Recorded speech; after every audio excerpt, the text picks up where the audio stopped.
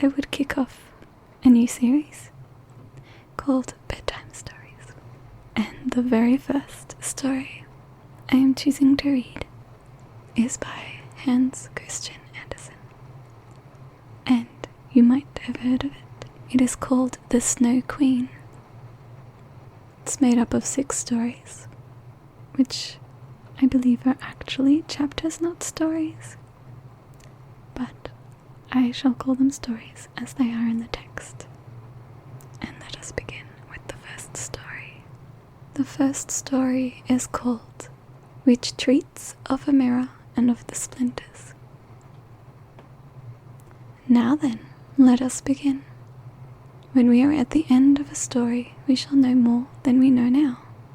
But to begin. Once upon a time, there was a wicked sprite. Indeed, he was the most mischievous of all sprites.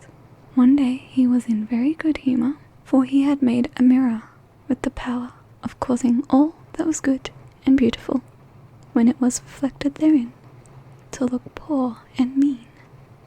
But that which was good for nothing and looked ugly was shown magnified and increased in ugliness. In this mirror, the most beautiful landscapes looked like boiled spinach, and the best persons were turned into frights, or appeared to stand on their heads.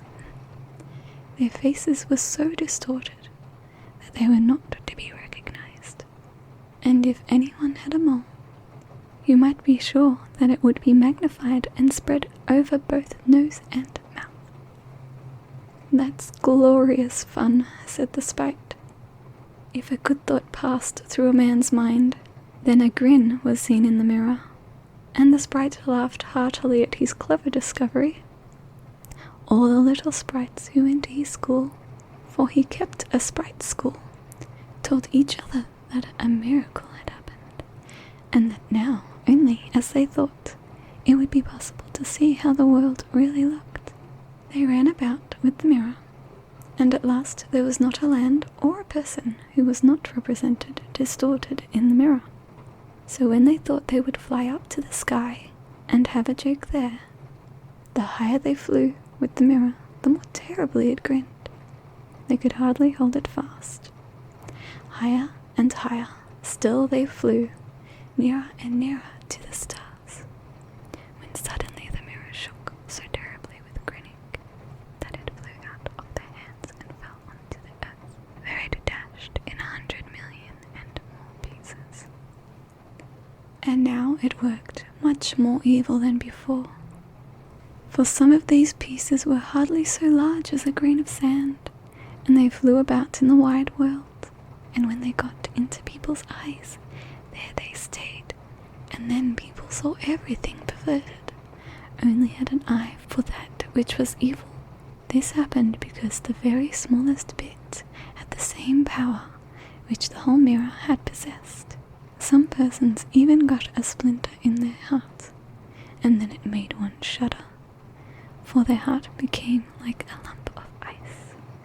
Some of the broken pieces were so large that they were used for window panes, through which one could not see one's friends. Other pieces were put in spectacles, and that was a sad affair when people put on their glasses to see well and rightly. Then the wicked sprite laughed till he almost choked, for all this tickled his fancy. The fine splinters still flew about in the air, and now we shall hear what happened next. The second story. A little boy and a little girl in a large town where there are so many houses and so many people that there is no roof left for everybody to have a little garden, and where, on this account, most persons are obliged to content themselves with flowers in pots. There lived 2 children who had a garden somewhat larger than a flower pot. They were not brother and sister, but they cared for each other as much as if they were. Their parents lived exactly opposite. They inhabited 2 garrets, and where the roof of one house joined that of the other, and the gutter ran along small window. One needed only to step over the gutter to get from one window to the other. The children's parents had large wooden boxes there, in which vegetables for the kitchen were planted, and little rose trees besides. There was a rose in each box, and they grew splendidly. They now thought of placing the boxes across the gutter, so that they nearly reached from one window to the other, and looked just like two walls of flowers. The tendrils of peas hung down from over the boxes, and the rose trees shot up long branches, twined around the windows, and then bent towards each other. It was almost like a triumphant arch of foliage and flowers. The boxes were very high, and the children knew that they must not creep over them, so they often obtained permission to get out of the windows to each other, and to sit on their little stools among the roses, where they could play delightfully. In winter, there was an end of this pleasure. The windows were often frozen over, but then they heated copper farthings on the stove and laid the hot farthing on the window pane, and then they had a capital peephole, quite nicely rounded, and out of each peeped a gentle, friendly eye. It was the boy and the little girl who were looking out. His name was Kay, hers was Gerda. In summer, with one jump, they could get to each other, but in the winter they were obliged first to go down the long stairs, and then up the long stairs again. And out of doors there was quite a snowstorm. "It is the white bees that are swarming," said Kay's old grandmother. "Do the white bees choose a queen?" asked the little boy, for he knew that the honey bees always have one. "Yes," said the grandmother. "She flies where the swarm hangs in the thickest clusters. She is the largest of all, and she can never remain quietly on earth, but goes up again into the black clouds. Many a winter's night she flies through the streets of the town and peeps in at the windows, and then they freeze in so wondrous a manner that they look like flowers." "Yes, I've seen it," said both the children, and so they knew that it was true. "Can the Snow Queen come in?" said the little girl. "Only let her come in," said the little boy. "Then I'd put her on the stove and she'd melt." And then his grandmother patted his head and told him other stories. In the evening, when little Kay was at home and half undressed, he climbed up on the chair by the window and peeped out of the little hole. A few snowflakes were falling, and one, the largest of all, remained lying on the edge of a flower pot. The flake of snow grew larger and larger, and at last it was like a young lady, dressed in the finest white gauze made of a million little flake-like stars. She was so beautiful and delicate, but she was of ice, of dazzling, sparkling ice. Yet she lived, her eyes gazed fixedly like two stars. But there was neither quiet nor repose in them. She nodded towards the window and beckoned with her hand. The little boy was frightened and jumped down from the chair. It seemed to him as if at that same moment a large bird flew past the window. The next day it was a sharp frost, and then the spring came. The sun shone, the green leaves appeared, and the swallows built their nests, and windows were opened, and the little children again sat in their pretty garden, high up on the leads at the top of the house. That summer the roses flowered in wanton beauty, the little girl had learned a hymn in which there was something about roses, and then she thought of her own flowers, and she sang the verse to the little boy, who then sang it with her. The rose in the valley is blooming so sweet, and angels descend where the children to greet. And the children held each other by the hand, kissed the roses, looked up at the clear sunshine, and spoke as though they really saw angels there. What lovely summer days those were! How delightful to be out in the air, near the fresh rose bushes that seemed as if they would never finish blossoming. Kay and Gerda looked at the picture book full of beasts and of birds. It was then the clock in the church tower was just striking 5 that Kay said, "Oh, I feel such a sharp pain in my heart, and now something has got into my eye." The little girl put her arms around his neck. He winked his eyes. Now there was nothing to be seen. "I think it's out now," said he. But it was not. It was just one of those pieces of glass from the magic mirror that had got into his eye, and poor Kay had got another piece right in his heart. It will soon become like ice. It did not hurt any longer, but there it was. "What are you crying for?" asked he. "You look so ugly." "There's nothing the matter with me." "Ah," he said at once, "that rose is cankered, and look, this one is quite crooked. After all, these roses are very ugly. They are just like the box they are planted in."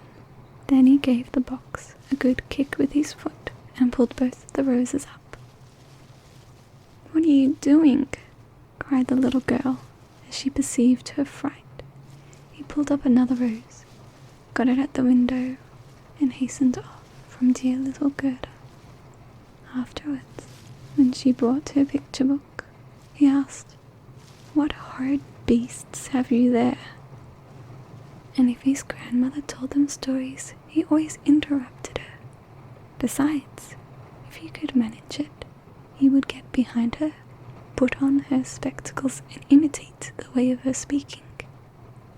He copied all her ways, then everyone laughed at him. He was soon able to imitate the gait and manner of everyone in the street. Everything that was peculiar and displeasing in them, that Kay knew how to imitate. And at such times, all the people said, "The boy is certainly very clever." But it was the glass he had got in his eye, the glass that was sticking in his heart, which made him tease even little Gerda, whose whole soul was devoted to him. His games now were quite different to what they had formerly been. They were so very knowing. One winter's day, when the flakes of snow were flying about, he spread the skirts of his blue coat and caught the snow as it fell. "Look through this glass, Gerda," he said, and every flake seemed larger and appeared like a magnificent flower or beautiful star. It was splendid to look at. "Look how clever," said Kay. "That's much more interesting than real flowers, and they are as exact as possible. There is not a fault in them if they did not melt." It was not long after this that Kay came one day with large gloves on and his little sledge at his back and bawled right into Gerda's ears, "I have permission to go out into the square where the others are playing." And off he was in a moment. There, in the marketplace, some of the boldest of boys used to tie their sledges to the carts as they passed by, and so they were pulled along, and got a good ride. It was so capital. Just as they were in the very height of their amusement, a large sledge passed by. It was painted quite white, and there was someone in it, wrapped up in a rough white mantle of fur, a rough white fur cap on his head. The sledge drove round the square twice, and Kay tied on his sledge as quickly as he could, and off he drove with it.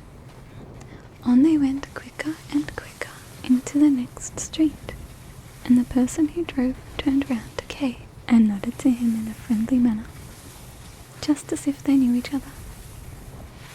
Every time he was going to untie his sledge, the person nodded to him, and then Kay sat quiet. So on they went, till they came outside the gates of the town. Then the snow began to fall so thickly that the little boy could not see an arm's length before him. But still, on he went, when suddenly he let go of the string he held in his hand, in order to get loose from the sledge, but it was still of no use. Still the little vehicle rushed on with the quickness of the wind. He then cried as loud as he could, but no one heard him. The snow drifted, and the sledge flew on, and sometimes it gave a jerk, as though they were driving over hedges and ditches. He was quite frightened, and he tried to repeat the Lord's Prayer, but all he could do, he was only able to remember the multiplication table. The snowflakes grew larger and larger, till at last they looked like great white fowls, and suddenly they flew on one side. The large sledge stopped, and the person who drove rose up. It was a lady. Her cloak and cap were of snow. She was tall and of slender figure, and of a dazzling whiteness. It was the Snow Queen. "We have travelled fast," said she, "but it is freezingly cold. Come under my bear skin." And she put him in the sledge beside her, wrapped the fur round him, and he felt as though he was sinking in a snow wreath. "Are you still cold?" asked she, and then she kissed his forehead. Ah, it was colder than ice. It penetrated to his very heart, which was already almost a frozen lump. It seemed to him as if he were about to die, but a moment more and it was quite congenial to him, and he did not remark the cold that was around him. "My sledge! Do not forget my sledge!" It was the first thing he thought of. It was there tied to one of the Queen's chickens, who flew along with it on his back behind the large sledge. The Snow Queen kissed Kay once more, and then he forgot little Gerda, grandmother, and all whom he had left at his home. "Now you will have no more kisses," said she, "or else I should kiss you to death." Kay looked at her. She was very beautiful, a more clever or more lovely countenance he could not fancy to himself, and she no longer appeared of ice as before. When she sat outside the window and beckoned him, in his eyes she was perfect. He did not fear her at all, and told her that he could calculate in his head, and with fractions even, that he knew the number of square miles there were in the different countries, and how many inhabitants they contained. And she smiled while he spoke. It then seemed to him as if what he knew was not enough, and he looked upwards in the large, huge, empty space above him, and on she flew with him, flew high over the black clouds, while the storm moaned and whistled, as though it were singing some old tune. On they flew, over woods and lakes, over seas and many lands, and beneath them the chilling storm rushed fast. The wolves howled, the snow crackled, above them flew large screaming crows, but higher up appeared the moon, quite large and bright, and it was on it that Kay gazed during the long, long winter's night, while by day he slept at the feet of the Snow Queen. Third story of the flower garden at the old woman's who understood witchcraft. But what became of little Gerda when Kay did not return? Where could he be? Nobody knew. Nobody could give any intelligence. All the boys knew was that they had seen him tie his sledge to another large and splendid one, which drove down the street and out of the town. Nobody knew where he was. Many sad tears were shed, and little Gerda wept long and bitterly. At last she said he must be dead, that he had been drowned in the river which flowed close to the town. Oh, those were very long and dismal winter evenings. At last spring came with its warm sunshine. Kay is dead and gone, said little Gerda. That I don't believe, said the sunshine. Kay is dead and gone, she said to the swallows. That I don't believe, said they, and at last little Gerda did not think so any longer either. I'll put on my red shoes, she said one morning. Kay has never seen them, and then I'll go down to the river and ask there. It was quite early. She kissed her old grandmother, who was still asleep, put on her red shoes, and went alone to the river. Is it true that you have taken my little playfellow? I will make you a present of my red shoes if you will give him back to me. And, as it seemed to her, the blue waves nodded in a strange manner. Then she took off her red shoes, the most precious things she possessed, and threw them both into the river. But they fell close to the bank, and the little waves brought them immediately to land. It was as if the stream would not take what was dearest to her. For in reality it had not got little Kay, but Gerda thought that she had not thrown the shoes out far enough, so she clambered onto a boat, which lay among the rushes, went to the farthest end, and threw out the shoes. But the boat was not fastened, and the motion which she occasioned made it drift from the shore. She observed this and hastened to get back, but before she could do so, the boat was more than a yard from the land, and it was gliding quickly onward. Little Gerda was very frightened and began to cry, but no one heard her except the sparrows, and they could not carry her to land, but they flew along the bank and sang as if to comfort her. Here we are, here we are. The boat drifted with the stream. Little Gerda sat quite still without shoes, for they were swimming behind the boat, but she could not reach them, because the boat went much faster than they did. The banks on both sides were beautiful, lovely flowers, venerable trees with slopes, and slopes with sheep and cows, but not a human being was to be seen. Perhaps the river will carry me to little Kay, said she, and then she grew less sad. She rose and looked for many hours at the beautiful green banks. Presently she sailed by a large cherry orchard, where there was a little cottage with curious red and blue windows. It was thatched, and before it 2 wooden soldiers stood as sentry and presented arms when anyone went past. Gerda called to them, for she thought they were alive, but they of course did not answer. She came close to them, for the stream drifted the boat quite near the land. Gerda called still louder, and an old woman then came out of the cottage, leaning upon a crooked stick.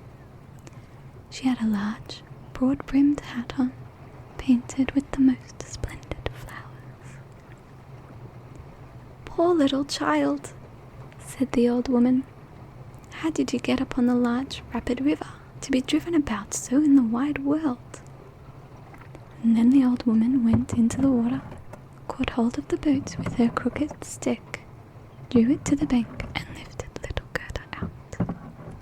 And Gerda was so glad to be on dry land again, but she was rather afraid of the strange old woman. "But come and tell me who you are and how you came here," said she. And little Gerda told her all. And the old woman shook her head and said, "Ahem, ahem." And when Gerda had told her everything, and asked her if she had not seen little Kay, the woman answered that he had not passed there, but he no doubt would come, and she told her not to be cast down, but taste her cherries and look at her flowers, which were finer than any in a picture book, each of which could tell a whole story. She then took Gerda by the hand, led her into the little cottage, and locked the door. The windows were very high up, the glass was red, blue and green, and the sunlight shone through quite wondrously in all sorts of colours. On the table stood the most exquisite cherries, and Gerda ate as many as she chose, for she had permission to do so.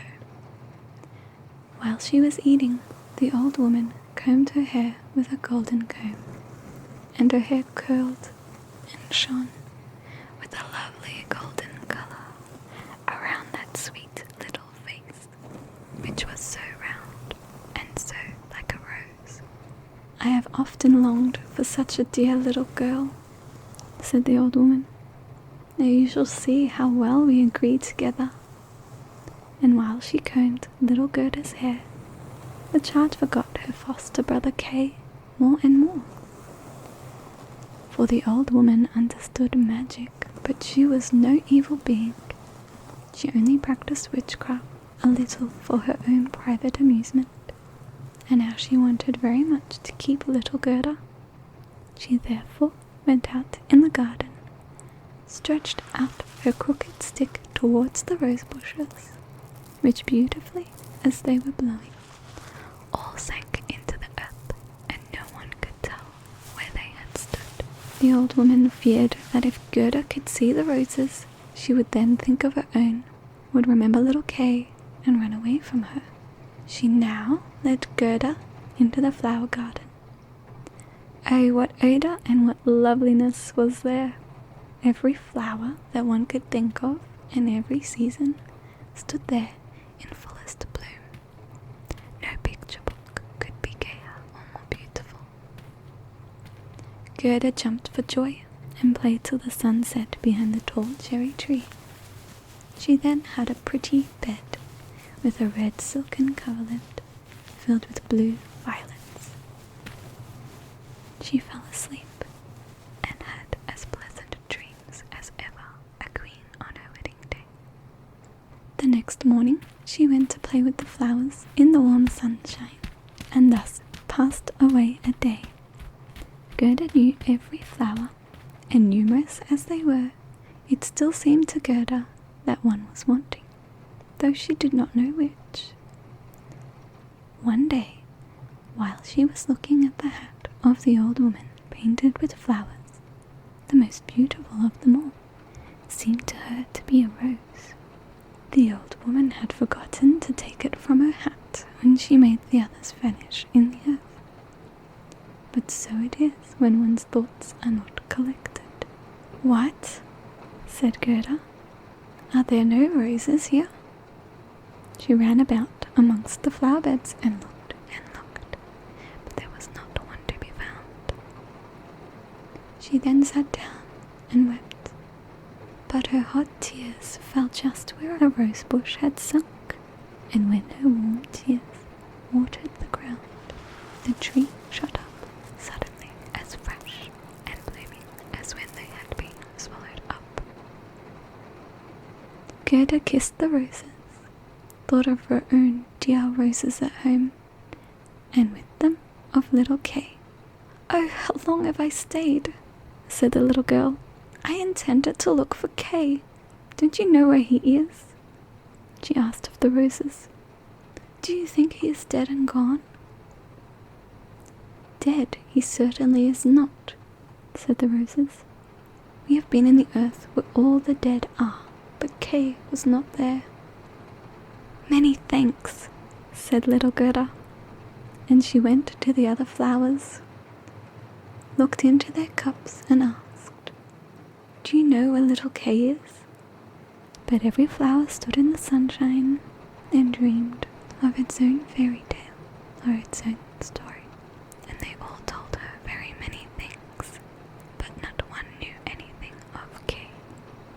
Well, what did the tiger lilies say? "Hearest thou not the drum-dum-dum? Those are the only two tones, always dum-dum. Hark to the plaintive song of the old woman, to the call of the priests. The Hindu woman in her long robe stands upon the funeral pile. The flames rise around her and her dead husband. But the Hindu woman thinks of the living one in the surrounding circle, on him whose eyes burn hotter than the flames on him. The fire of his eyes pierces her heart more than the flames which soon will burn her body to ashes. Can the heart's flame die in the flame of the funeral pile?" "I don't understand that at all," said little Gerda. "That is my story," said the lily. "What did the convolvulus say?" "Projecting over a narrow mountain path, there hangs an old feudal castle. Thick evergreens grow on the dilapidated walls, and around the altar, where a lovely maiden is standing, she bends over the railing and looks out upon the rose. No fresher rose hangs on the branches than she. No apple blossom carried away by the wind is more buoyant. How her silken robe is rustling. Is he not yet come?" "Is it Kay that you mean?" asked little Gerda.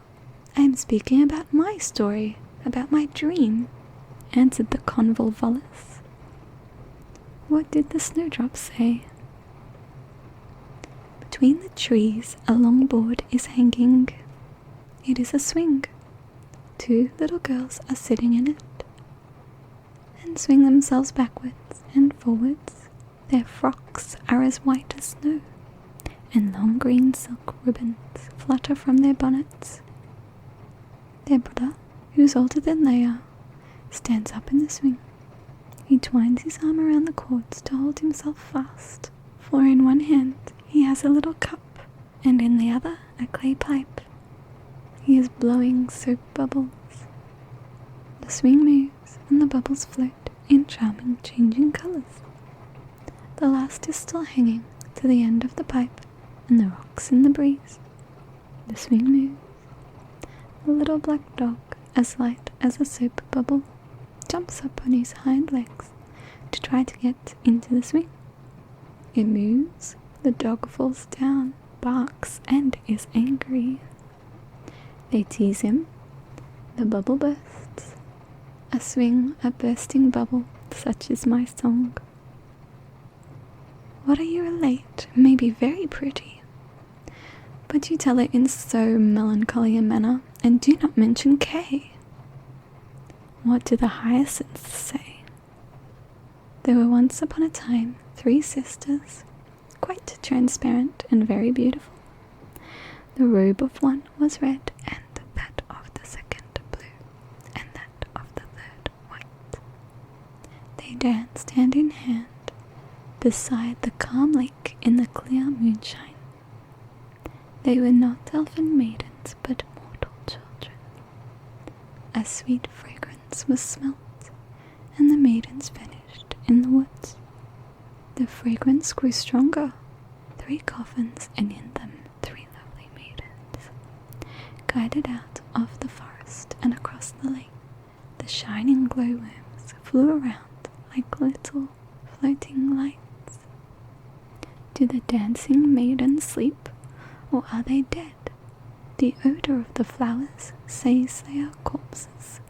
The evening bell tolls for the dead. You make me quite sad, said little Gerda. I cannot help thinking of the dead maidens. Oh, is little Kay really dead? The roses have been in the earth, and they say no. Ding dong, sounded the hyacinth bells. We do not toll for little Kay. We do not know him. That is our way of singing, the only one we have. And Gerda went to the ranunculuses that looked forth from among the shining green leaves. You are a little bright sun, said Gerda. Tell me if you know where I can find my playfellow. And the ranunculus shone brightly, and looked again at Gerda. What song could the ranunculus sing? It was one that was said nothing about Kay either. In a small court the bright sun was shining. In the first days of spring, the beams glided down the white walls of a neighbour's house, and close by the fresh yellow flowers were growing, shining like gold in the warm sun rays. An old grandmother was sitting in the air, her granddaughter, the poor and lovely servant, just come for a short visit. She knows her grandmother. There was gold, pure virgin gold, in that blessed kiss. There, that was my little story, said the ranunculus. My poor old grandmother, sighed Gerda. Yes, she is longing for me, no doubt. She is sorrowing for me, as she did for little Kay. But I will soon come home, and then I will bring Kay with me. It is of no use asking the flowers. They only know their own old rhymes, and can tell me nothing. She then tucked up her frock to enable her to run quicker, but the narcissus gave her a knock on the leg, just as she was going to jump over it. So she stood still, looked at the long yellow flower, and asked, Perhaps you know something? And she bent down to the narcissus. And what did it say? I can see myself. I can see myself. Oh, how odorous I am. Up in the little garret there stands, half-dressed, a little dancer. She stands now on one leg, now on both. She despises the whole world, yet she lives only in imagination. She pours water out of the teapot over the piece of stuff which she holds in her hand. It is the bodice. Cleanliness is a fine thing. The white dress is hanging on the hook. It was washed in the teapot, and it dried on the roof. She puts it on, ties a saffron-coloured kerchief around her neck, and then the gown looks whiter. I can see myself. I can see myself. That's nothing to me, said little Gerda. That does not concern me. And then off she ran to the further end of the garden. The gate was locked, but she shook the rusted bolt till it was loosened, and the gate opened, and little Gerda ran off barefooted into the wide world. She looked around her thrice, but no one followed her. At last she could run no longer. She sat down on a large stone, and when she looked about her, she saw that the summer had passed. It was late in the autumn, but that one could not remark in the beautiful garden, where there was always sunshine, and where there were flowers the whole year round. Dear me, how long have I stayed? Said Gerda. Autumn is come, I must not rest any longer. And she got up to go further. Oh, how tender and wearied her little feet were. All around it looked so cold and raw. The long willow leaves were quite yellow, and the fog dripped from them like water. One leaf fell after the other. The sloes only stood full of fruit, which sets one's teeth on edge. Oh, how dark and comfortless it was in the dreary world. There are 3 more stories, or 3 more chapters to go. Let me know if you would like me to continue. That is all for now. Good night.